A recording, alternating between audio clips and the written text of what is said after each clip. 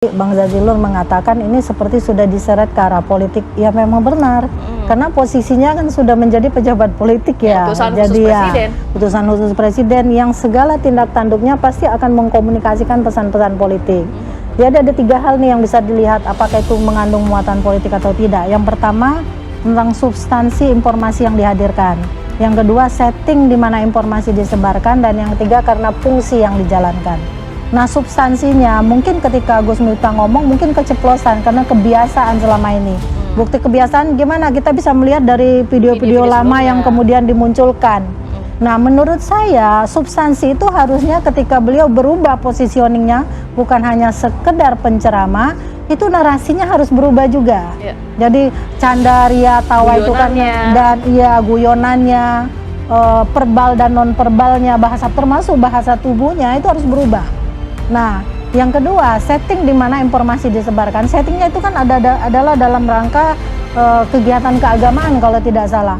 Menurut saya kata-kata yang seperti itu tidak layak muncul lagi ketika beliau sudah berubah status atau positioningnya.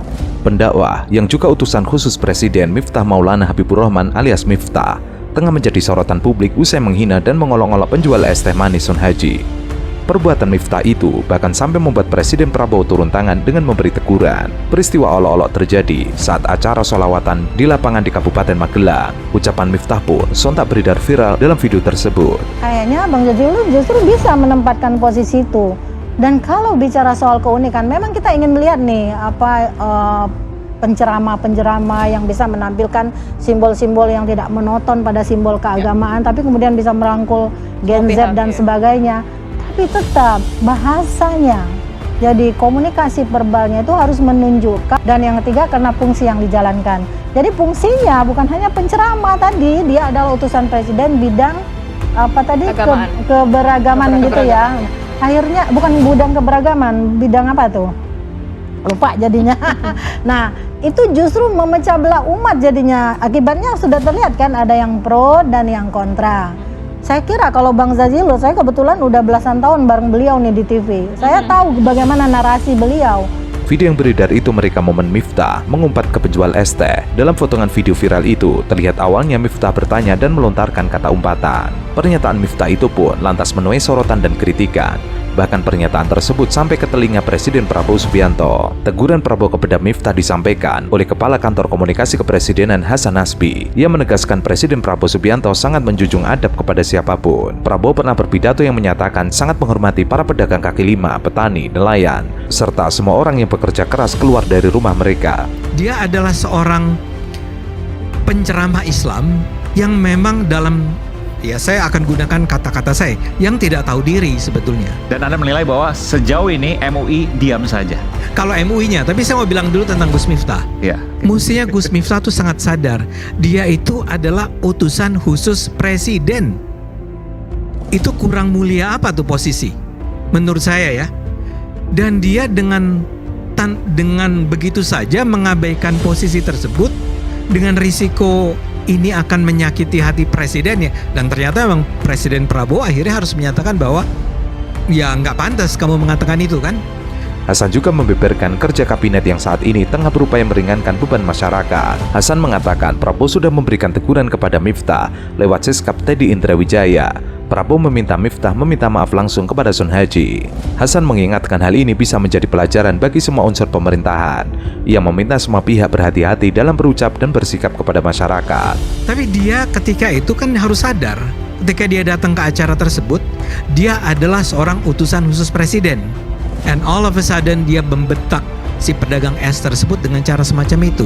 Sehingga pertanyaan saya sekarang ini adalah gimana ya caranya ya di Indonesia ini orang-orang semacam ini tidak lagi melakukan kesalahan-kesalahan yang sebodoh itu. Dan ini bukan cuma soal penceramah di muka publik, tapi bayangkan di medsos setiap hari itu bisa muncul. Itu siapa yang harus ngomong di medsos bahwa misalnya seperti apa? Apa? Misalnya seperti apa di medsos? Ya misalnya contoh paling gampangnya adalah si siapa namanya Gus Miftah ini kan berulang kali kutipan-kutipan omongannya yang misalnya dia menghina si Sindan itu Yati Pesek itu kan muncul sekarang ya. Itu udah lama sebetulnya tapi sekarang dimunculkan kembali. Bukan hanya itu saja, yang berviral saat ini, yaitu video Miftah saat menyebut seniman senior Yati Pese dengan sebutan londe. Hal itu pun juga membuat ramai netizen. Gitu. Apalagi kapasitasnya tadi bidang kerukunan antar umat beragama. Ini antar umat beragama jadi nggak rukun nih. Ada yang satu pihak ngomong gini, satu pihak ngomong gini. Saya sebenarnya ingin berdiri di tengah gitu kan.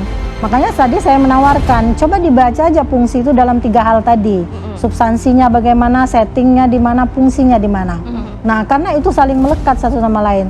Kalau kita dengar apa yang disampaikan oleh drone imprint tadi, di sini nampaknya netizen itu kan mewakili masyarakat juga, gitu. Hampir semua masyarakat Indonesia pegang HP nih.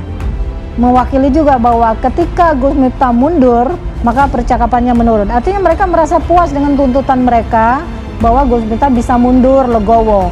Dan menurut saya ini ksatria, seperti yang Pak Prabowo katakan kan, bahwa ketika seorang pejabat publik mengakui kesalahannya, ada 2 pilihan kan, itu dianggap sebagai antara reward and punishment bagi dirinya sendiri.